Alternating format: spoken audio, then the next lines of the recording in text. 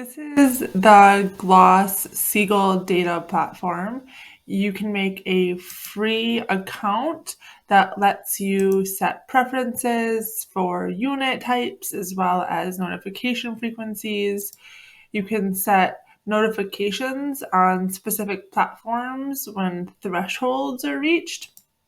So, for example, if you wanted to know when the Luddington buoy met a certain air temperature threshold, you could go ahead and select the buoy, hit create an alert, and say anytime the air temperature goes above 75 degrees, so I know I can go to the beach, please send me a note.